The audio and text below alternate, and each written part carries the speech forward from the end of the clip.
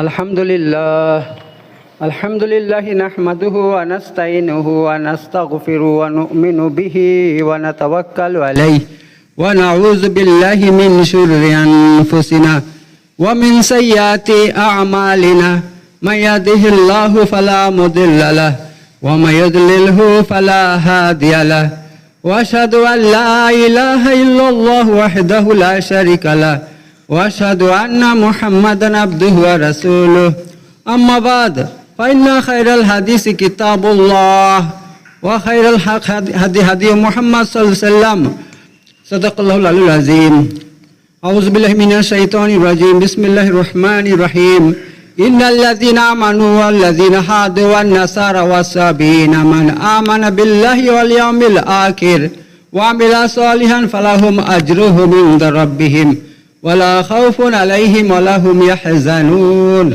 সাদাকাল্লাহুল আলিয়্যুল আযীম। তো আল্লাহ তাবারক তাআলা সূরা বাকারা এখানে ইহুদিদের ঘটনা তুলে ধরছেন। তারা জীবনে কি করেছিল, আল্লাহ তাআলা তাদের সঙ্গে কি ব্যবহার দেখিয়েছিলেন আর তার বিনিময়ে তারা কি করেছিল সেগুলো তুলে ধরছেন।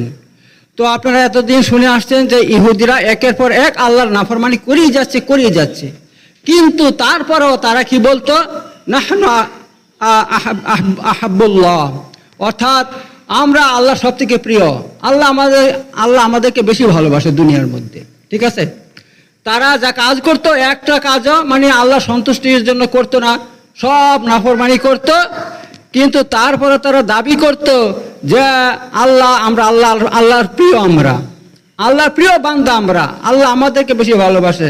আর আল্লাহ তাআলা যদি আমাদেরকে জাহান্নামে দেয় তাও বেশি দিন রাখবে না, কয়েকদিন পর জাহান্নাম থেকে আমাদেরকে তুলে নিয়ে চলে আসবে আল্লাহ তাআলা, এই কথা বলছে।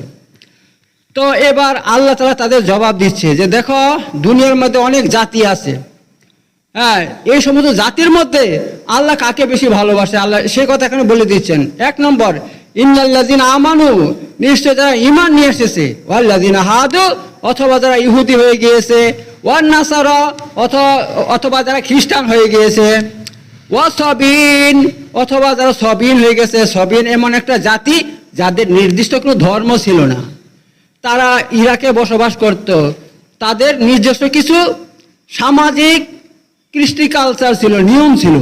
ঠিক আছে, যেরকম আমাদের সমাজে অনেক আছে না, এই করতে না, অমুক দিন এই করতে না, সেই করতে নাই।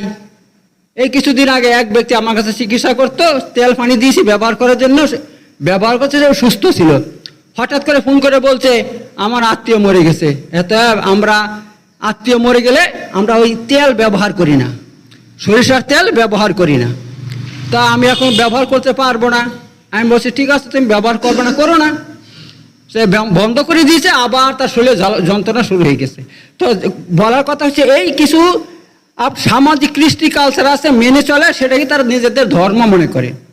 তো এই ধরনের কিছু জাতি ছিল, সেটা ইরাকে বসবাস করতো, তাদেরকে সবিন বলা হয়। এইবার আল্লাহ তাআলা এখানে বলছেন, চাই ইমানদার হোক, অথবা ইহুদি হোক, অথবা খ্রিস্টান হোক, অথবা অন্য কোনো জাতি হোক, তাদের মধ্যে থেকে মান আমানা বিল্লাহ, তাদের মধ্যে থেকে যারা আল্লাহর প্রতি ঈমান নিয়ে আসবে, আল্লাহর উপর ঈমান নিয়ে আসবে, ওয়াল ইয়াউমিল আখির, এবং আখিরাতের উপর ঈমান নিয়ে আসবে, ওয়া আমিলা সালিহান, এবং তারা সৎ কাজ করবে। সৎ কাজ করবে কাকে মেনে? হযরত মুহাম্মদ মুস্তাফা সাল্লাল্লাহু আলাইহি ওয়াসাল্লামকে মেনে, আল্লাহর রাসূলের তরিকা মোতাবেক সৎ কাজ করবে। তাহলে কি হবে? আল্লাহ বলছেন ফালাহুম আজরুহুম, তো তাদের জন্য রয়েছে বিশাল পুরস্কার, ইনদা রাব্বিহিম, তাদের রবের নিকট, তাদের জন্য বিশাল বড় পুরস্কার, অর্থাৎ জান্নাত রয়েছে। ওয়ালা খাউফুন আলাইহিম, আর তাদের কোনো ভয়ের কারণ নাই, ওয়ালা হুম ইয়াহজানুন, এবং তাদের চিন্তা করার কোনো কারণ নাই। ঠিক আছে, অর্থাৎ তাদের দুনিয়াতে কোনো ভয় করার দরকার নাই, আর আখিরাতে তাদের চিন্তা করার কোনো দরকার নাই। বরং তারা যদি কি করে, এক আল্লাহর উপর ঈমান নিয়ে আসে এবং আখিরাতের উপর ঈমান নিয়ে আসে। আখিরাত আছে, আখিরাত বলতে জান্নাত জাহান্নামকে মেনে নিয়েছে, যে জান্নাত আছে, জাহান্নাম আছে, মরার পর আবার আল্লাহ তাআলা আমাদেরকে দ্বিতীয়বার জীবিত করবে। এই যে দুনিয়ার মধ্যে কোনো জাতি আল্লাহর নিকট প্রিয় নয়, কোনো জাতি আল্লাহর নিকট প্রিয় নয়, কোনো মানুষ আল্লাহর নিকট প্রিয় নয়, বরং আল্লাহর নিকট ওই ব্যক্তি প্রিয় যে ব্যক্তি আল্লাহর উপর ঈমান নিয়ে আসে এবং সৎ কাজ করবে।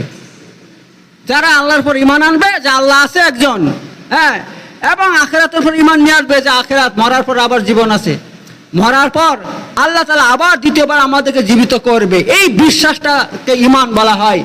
এই বিশ্বাস যাদের আছে, হ্যাঁ, এবং তার সঙ্গে সঙ্গে 3 নম্বর শর্ত হচ্ছে আমিরা সলিহান, সে সৎ কাজও করে, ঠিক আছে, নেক কাজও করে। নেক কাজ বলতে 5 ওয়াক্ত নামাজ, রোজা, যার জাকাত দিতে হবে জাকাত, হ্যাঁ, যা দান খয়রাত করতে হবে দান খয়রাত, এই যে 4-5টা জিনিস আছে ইসলামের মধ্যে, 5টা জিনিস আছে না, এইগুলো যারা পালন করবে তো একমাত্র আল্লাহ বলছে আল্লাহর নিকট তারাই একমাত্র কি মূল্যবান, একমাত্র আল্লাহর নিকট তারাই প্রিয়, আল্লাহ তাদেরকেই ভালোবাসে। আর তাদের জন্য দুনিয়াতে কোনো চিন্তা করার দরকার নাই, এমন ব্যক্তিরা আল্লাহর প্রিয়, আল্লাহ তাদেরকে দুনিয়াতে সুখে শান্তিতে রাখবে, সকল প্রকার আপদ বিপদ থেকে বাঁচাবে, এবং মরার পর তাদের জন্য আল্লাহ বলছে মহাপুরস্কার জান্নাত তাদের জন্য আমি রেখে দিয়েছি, ঠিক আছে। এটা ইহুদিরা যে বলছে আমরা আল্লাহর নিকট সব থেকে বেশি প্রিয়, সেটা আল্লাহ এখানে কি করছেন, তাদের সেই কথার উত্তর দিয়েছেন যে তোমরা আমার কাছে সবচেয়ে প্রিয় নয়। কেন প্রিয় নয়? এই জন্য তোমরা শুধু মুখে আমাকে উপরে খালি মানো, আমার হুকুম মেনে চলো না, আর তোমরা একের পর এক নাফরমানি করো। যেমন ভাবে এবার সামনে আল্লাহ বলছেন ওয়াইজ আখাযনা মিসাকাকুম, আল্লাহ বলছেন আর যখন আমি হে ইহুদিরা তোমাদের কাছ থেকে আমি অঙ্গীকার নিয়েছিলাম। কি অঙ্গীকার নিয়েছিলাম? যে আমি মুসা আলাইহিস সালামের উপর তৌরাত কিতাব নাজিল করব, ওই কিতাবের মধ্যে যত হুকুম হাকাম আছে তোমরা সব মেনে চলবে। তোমরা কি করবে? ওই হুকুম হাকাম মেনে চলবে, এই কথা বলেছিলাম। তারপর মুসা আলাইহিস সালামকে সে তৌরাত কিতাব দিয়েছিলাম আমি। কিন্তু দুর্ভাগ্যের বিষয় এই সমস্ত ইহুদিরা বলছে আমরা এই কিতাব মানব না। হে মুসা, তোমার এই কিতাব আমি মানব না, বরং এই যে আল্লাহর কিতাব আমরা বিশ্বাস করি না। তো সর্বপ্রথম আমরা আল্লাহকে দেখাও, আমাদেরকে আল্লাহকে দেখাও, তারপরও অন্য কথা। এবার আল্লাহ বলছে আমাকে দুনিয়া চোখে দেখতে পারা যাবে না। এবার আল্লাহ তাআলা কি করছেন বলতে ওদেরকে বলো 40টা লোক নিয়ে আসতে। 40টা লোক নিয়ে যখন তুর পাহাড় এলো, আল্লাহ তাআলা সামান্য একটু নূরের ঝলক তুর পাহাড়ে ছেড়ে দিয়েছেন। ওই ঝলকে সমস্ত তুর পাহাড় পুরে ছারখার হয়ে যায়, আর যারা সেখানে গিয়েছিল সবাই মরে যায়। তো আল্লাহ তাআলা সে কথা আগে বলে দিয়েছে যে আমি তাদেরকে আবার জীবিত করি। জীবিত করার পর ওই 40 ব্যক্তি এসে এলাকাতে এসে বলে না ঠিক আল্লাহ আছে, এই সব ঘটনা খুলে বলছে। তারপরও কি ওরাও সেই কিতাব মানতে চাচ্ছে না। এবার আল্লাহ কি বলছে দেখুন, আল্লাহ বলছেন ওয়া রাফানা ফাওকাকুমুত তুর, তখন আমি কি করেছিলাম তোমাদের উপর, ফাওকাকুম তোমাদের উপর, তুর মানে তুর পাহাড়কে, রাফানা তুলে ধরেছিলাম। আল্লাহ বিরাট বড় তুর পাহাড়কে তাদের মাথার উপরে তুলে ধরে এবং বলে কি বলছেন, খুযু মা আতাইনাকুম বিকুওয়া, আমি যে এই কিতাব দিয়েছি এই কিতাবকে মজবুতভাবে ধরো এবং সেটাকে মেনে চলো। যদি না মানো এই তুর পাহাড় দিয়ে তোমাদেরকে পিষে মেরে দিব, তোমাদের উপর তুর পাহাড় ছেড়ে দিব, তোমরা পিষে মরে যাবে। হ্যাঁ, ওয়াযকুরু মা ফিহি, এবং এই কিতাবের মধ্যে যা কিছু আছে হুকুম হাকাম সেগুলোকে কি করো, সেই উপদেশ গ্রহণ করো। লাআল্লাকুম তাত্তাকুন, সম্ভবত তোমরা আল্লাহকে ভয় করবে। দেখতে পেলেন কত বড় নিমক হারাম জাতি, যে আল্লাহ ওই কিতাবকে মানার জন্য তাদের উপর কি করলেন, তুর পাহাড়কে তুলে ধরলেন। কিন্তু তারপরে কি তারা মেনেছিল না? আল্লাহ কি বলছেন দেখুন, আল্লাহ বলছেন সুম্মা তাওয়াল্লাইতুম মিন বাদি যালিকা, কিন্তু তারপরও তোমাদের অনেকে কি করছে, মুখ ফিরিয়ে নিয়েছিল। অনেকে এই আল্লাহর কিতাব মানা থেকে মুখ ফিরিয়ে নিয়েছিল, আল্লাহর কিতাব তারা মানে নাই। ফালাউলা ফাজলুল্লাহ আলাইকুম ওয়া রাহমাতুহু, যদি তোমাদের উপর আল্লাহর দয়া এবং মেহেরবানি না থাকতো, লাকুনতু মিনাল খাসিরিন, তাহলে অবশ্যই তোমরা ক্ষতিগ্রস্ত হয়ে যেতে, ক্ষতিগ্রস্ত হইতে মহা ক্ষতিগ্রস্ত হয়ে যেতে। এই হচ্ছে ইহুদিদের ইতিহাস, এই হচ্ছে ইহুদিদের ইতিহাস। তারা এত বড় একটা বেয়ারা জাতি ছিল, আল্লাহ তাআলা এত আযাব গজব দিত, তবু আল্লাহকে তারা মানতো না, আল্লাহর হুকুম মানতো না। আচ্ছা, এবার সামনে আল্লাহ তাআলা ইহুদিদের আরেকটা ঘটনা তুলে ধরছেন। সেটা কি? আল্লাহ বলছেন, ওয়ালাকাদ আলিমতুমুল্লাযিনা তাদাউ, এবং অবশ্যই তোমাদের মধ্যে থেকে ওই সমস্ত মানুষদেরকে তোমরা অবশ্যই জানো, তোমাদের মধ্যে থেকে ওই সমস্ত মানুষদেরকে তোমরা জানো, না তাদাও মিনকুম, যারা তোমাদের মধ্যে সীমা লঙ্ঘন করেছিল, ফি সাবতি, শনিবার দিন, শনিবার দিন সীমা লঙ্ঘন করেছিল। ফাকুলনা লাহুম কুনু কিরাদাতান খাসিন, তখন আমি তাদেরকে লক্ষ্য করে বলেছিলাম, কুনু কিরাদাতান খাসিন, তোমরা নিকৃষ্ট বানর হয়ে যাও। অতএব তারা বানর হয়ে গিয়েছিল। এই ঘটনা হচ্ছে আপনার এক সাগরের উপকূলে ইহুদিরা বসবাস করত। সাগরের উপকূলে ইহুদিরা বসবাস করত, আর সাগরের কাছে থাকার কারণ তারা মৎস্য শিকার করত, মাছ ধরত, এটা তাদের প্রধান জীবিকা ছিল। ঠিক আছে?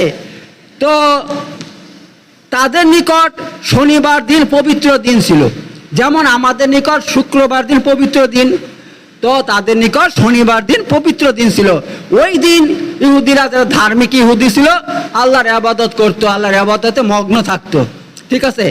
আর আল্লাহ তাআলা ওই শনিবার দিন তাদের জন্য মাছ শিকার করা নিষিদ্ধ করে দিয়েছিলেন, যে এই শনিবার দিন তোমরা মাছ শিকার করতে পারবে না।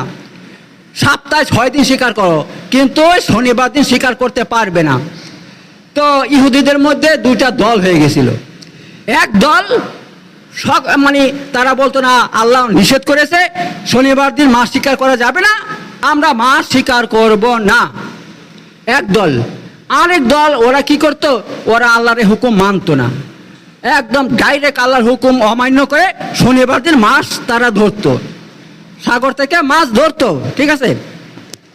তো এইবার তখন কি হয়ে গেছে, যারা ভালো মানুষ ছিল, ধার্মিক ছিল, মাছ ধরতো না, তারা তাদের কাছ থেকে আলাদা হয়ে যায়, অন্য জায়গাতে ঘর বাড়ি করে ওরা। আর যারা মাছ শিকার করতো, আল্লাহ নাফরমানি করতো, তারা একটা জায়গাতে থাকতো। তো দুটো গ্রাম হয়ে গেছে, এই একটা গ্রাম, এই একটা গ্রাম। এইবার তারা কি করত, আল্লাহর হুকুমকে যখন মানে নাই, আল্লাহ তাদের উপর বিশাল রেগে যায়, বিশাল রেগে যায়। রেগে যাওয়ার পর আল্লাহ বলছেন, কোন কিরাদাতান খাসিন, আল্লাহ বলছেন তোমরা নিকৃষ্ট বানর হয়ে যাও, নিকৃষ্ট বানর হয়ে যাও। যখন আল্লাহ কথা বললেন, সঙ্গে সঙ্গে ওরা, ওদের যারা ছিল সব বানর হয়ে গেছিল। এবং হাদিসের মধ্যে এসেছে, আল্লাহ নবী সাল্লাল্লাহু আলাইহি ওয়াসাল্লাম বলছেন, তাদের যারা বুড়ো মানুষ ছিল তারা শূকর হয়ে গিয়েছিল। ছেলে শুকরাগুলো বানর, বুড়োগুলো শূকর হয়ে গিয়েছিল। এইবার তারা সব বাড়িতে আছে, বুঝতে পারছেন তো? বানর হওয়ার পর নিজের বাড়ি ছেড়ে জঙ্গলে চলে যায়নি। এইবার কি হলো, যারা ভালো মানুষ ছিল তারা বলছে, কিরে ওদের দেখাশোনা নাই, ওরা বাড়িতে বের হচ্ছে না, কি হচ্ছে, চল দেখে আসি। এসে দেখছে সব বানর হয়ে ঘরে বসে আছে।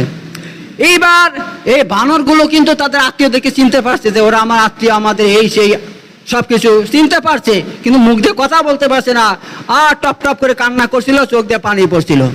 এই হচ্ছে ব্যাপার। তো এখানে একটা হাদিস বলে দিচ্ছি। এক সাহাবী বলছে, হে আল্লাহ নবী সাল্লাম, তাহলে কি এ বর্তমানে যে বানর দেখতে পাই আমরা, তারা কি ওই ইহুদি জাতির বানর? আল্লাহ নবী সাল্লাম বলছেন, না, ওই ইহুদি জাতির বানর নয়। কারণ আল্লাহ তাআলা যেই জাতিকে শাস্তি দেওয়ার জন্য তাদের আকৃতি বিকৃতি করে দেয়, বানর বানিয়ে দেয়, শিয়াল বানিয়ে দেয়, কুকুর বানিয়ে দেয়, তো তারা বেশি দিন পৃথিবীতে বাঁচতে পারে না, বড়জন 40 দিন বাঁচে, তারপর মরে যায়। ঠিক আছে? তো আল্লাহ তাআলা তাদেরকে বানর বানানোর পর কিছুদিনের মধ্যে তারা সব মরে গিয়েছিল। এত বর্তমানে যে বানর আছে, সেই বানর হচ্ছে আপনার আল্লাহর সৃষ্টি করা বানর।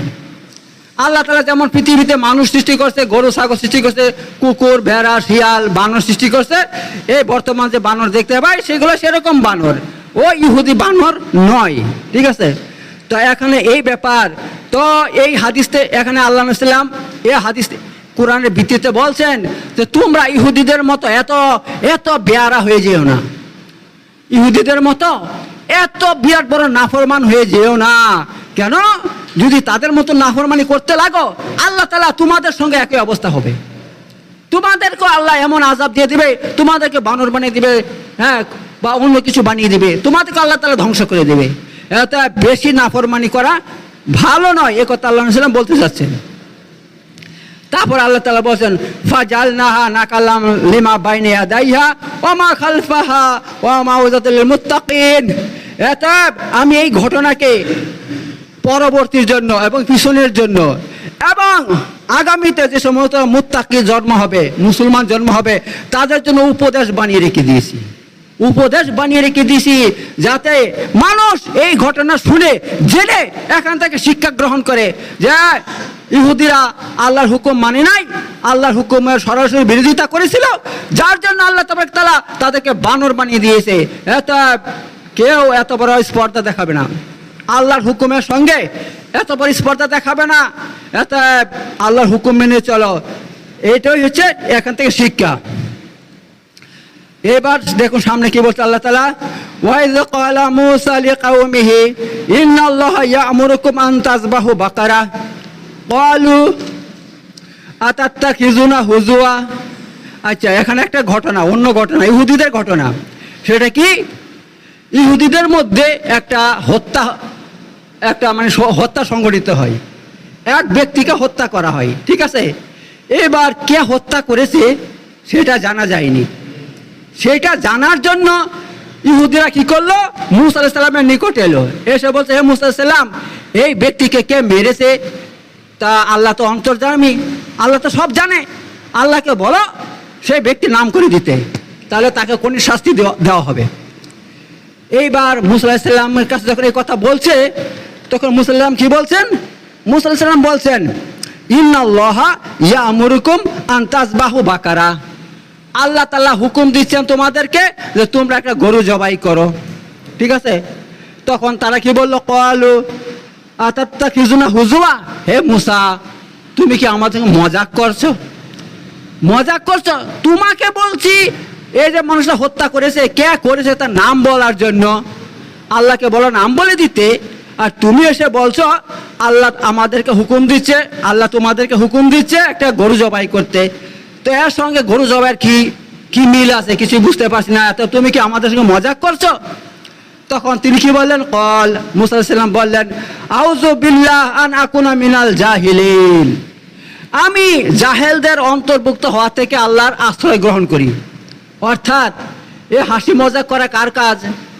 জাহেল মূর্খদের কাজ। জাহেল মূর্খ মানুষ এভাবে হাসি মজাক করে। তা আমি একটা নবী, আমি একটা রাসূল, আমি তোমাদেরকে আল্লাহ যা বলছে সে কথা বলে দিয়েছি তোমাদেরকে, তো তোমরা এর মধ্যে হাসি মজাকের কি পেয়েছো? আর আমি হাসি মজা কেন করবো? আমি কি জাহেল মানুষ? তিনি কথা বলছেন।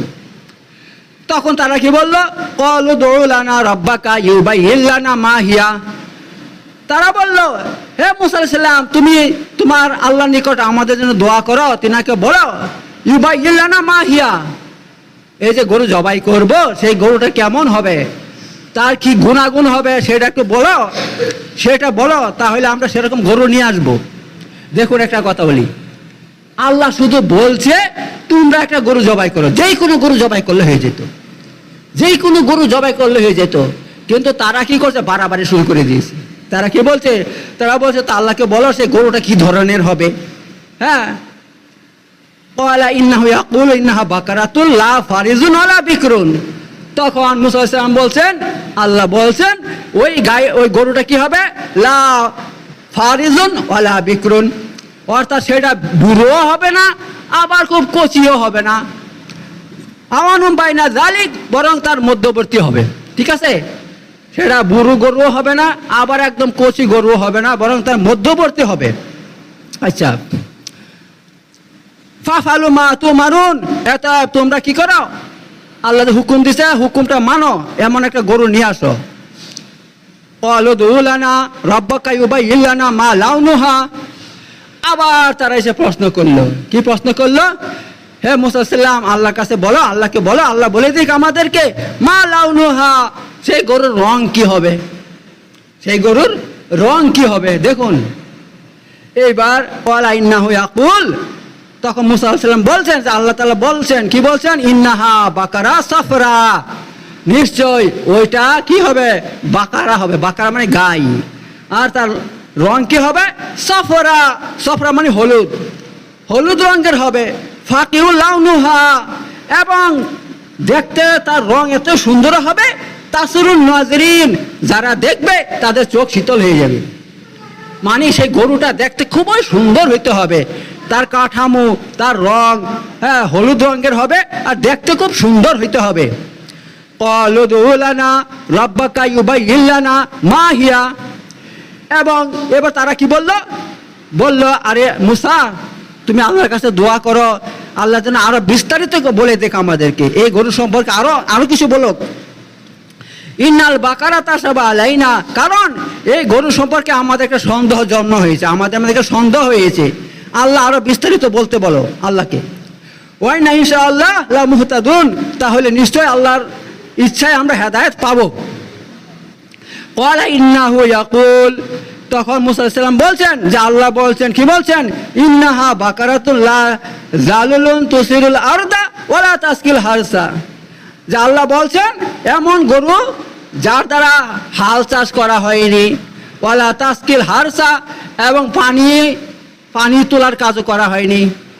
অনেক সময় কিন্তু গরু দিয়ে পানি তুলে, আমি ইউপিতে পড়াশোনা করেছি, সেখানে হ্যাঁ অনেক দিন আগের ঘটনা, তখন সেখানে আপনার এরকম মাঠে ঘাটে অনেক দূরে দূরে সেখানে বিদ্যুতের ব্যবস্থা ছিল না, কারেন্টের ব্যবস্থা ছিল না, যার জন্য মাঠের মধ্যে বড় বড় কুয়া থেকে পানি তুলতো কি করে, এভাবে কি সিস্টেম করেছে, গরুটা ঘুরতো আর পানি নিচে থেকে উপর থেকে উঠতো, ঠিক আছে।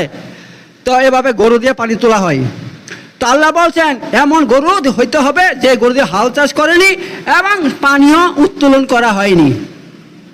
আচ্ছা, তারপর কি বলছে, মুসাল্লামাতুন, বরং সুস্থ গরু হইতে হবে, লা শিয়াতা ফিহা, যার মধ্যে কোনো দাগ থাকবে না, কোনো প্রকারের দাগ, মানে নিখুঁত গরু হইতে হবে, সব থেকে নিখুঁত হইতে হবে। ক্বালুল আন জিতা বিল হাক্কি, তখন তারা বলল এবার সত্য কথা বলেছেন। এবার সেমন গরু খুঁজে খুঁজে খুঁজে খুঁজে খুঁজে তারা নিয়ে এলো। যখন নিয়ে এলো ফাযাবাহুহা, তখন তাকে ছেলেকে জবাই করলো, ঠিক আছে, জবাই করলো। ওমা কাদু ইয়াফালুন, যদিও তারা মন থেকে তা করতে চাচ্ছিল না, ঠিক আছে, জবাই করছে ঠিকই, কিন্তু মন থেকে এই কাজটা করতে চাচ্ছিল না, চাপে পড়ে করেছে, আল্লাহ চাপে পড়ে। এইবার কি হলো দেখুন, এই জবাই করে গরুর গোশতটা নিয়ে ওই মরা ব্যক্তির শরীরে লাগিয়ে দেয়। যখন লাগিয়ে দেয় না, তখন কি হয়, ওই ব্যক্তি জীবিত হয়ে যায়, জীবিত হয়ে দাঁড়িয়ে নাম করে দেয় ওকে কে হত্যা করেছিল, ঠিক আছে, নাম করে সঙ্গে সঙ্গে সে আবার মরে যায়, সে মরে যায়। তো এই হচ্ছে ঘটনা। এবার আল্লাহ তাআলা এখন সে কথাই বলছেন এখানে, ওয়াইজ কাতালতুম নাফসান ফাদারাতুম ফিহা, আরো একটা ঘটনা, একেবারে সেই একই ঘটনা আল্লাহ বলছেন, ওয়াইজ কাতালতুম নাফসান, আর যখন তোমরা, হে ইহুদিরা, যখন তোমরা এক ব্যক্তিকে হত্যা করেছিলে ফাদারাতুম ফিহা, আর তার মধ্যে তোমরা কি করেছিলে, সন্দেহে পড়ে গিয়েছিলে যে কে হত্যা করলো। তোমাদের মধ্যে থেকেই কিছু মানুষ হত্যা করেছে, করার পর সেইটা কিন্তু প্রকাশ করে নাই যে আমি করেছি, এই জন্য বাকি সবাই সন্দেহ করতে লাগলো কে হত্যা করলো।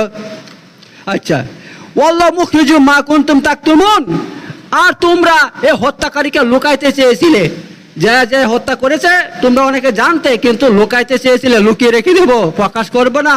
আল্লাহ বলছেন ওয়াল্লাহু মুখরিজুম মা কুনতুম তাকতুমুন, কিন্তু আল্লাহ তাআলা সেটা প্রকাশ করতে চাচ্ছে, যেটাকে তোমরা গোপন করতে চাও, তোমরা গোপন করে কি করবে, আল্লাহ সেটাকে প্রকাশ করতে চাচ্ছে। ফাকুলনা যিবু বিবাদিহা, তখন আমি বলেছিলাম তোমরা এই যে গরু জবাই করেছ, এই গরুর কিছু অংশ নিয়ে, গোশত নিয়ে ওই মরা ব্যক্তির শরীরে এভাবে লাগিয়ে দাও, ঠেকিয়ে দাও, আঘাত করে দাও।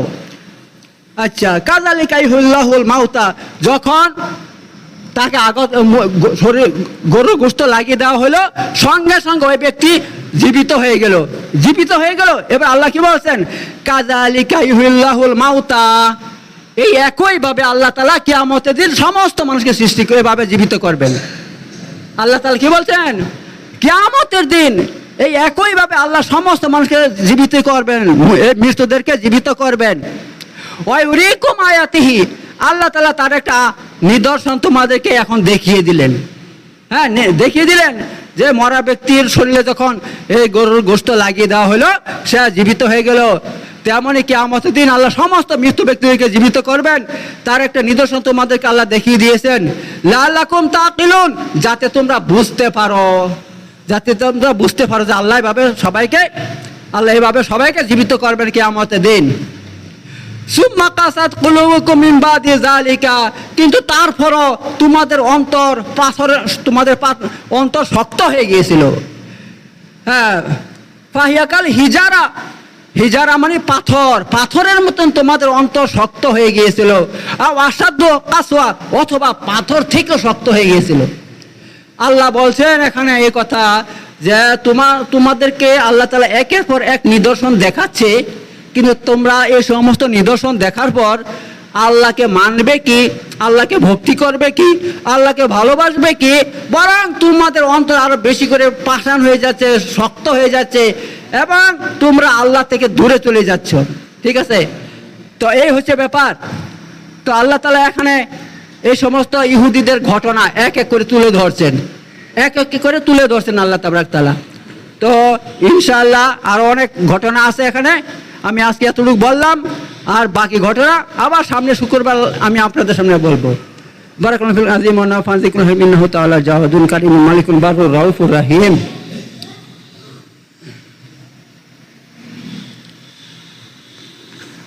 إن الله يأمر بالعدل والإحسان وإيتاء ذي القربى والفحشاء والمنكر والبغي يعظكم لعلكم تذكرون اذكروا العظيم يذكركم واشكروا على نعمه وذكر الله أكبر ولما تصنعون صدق الله العلي العظيم.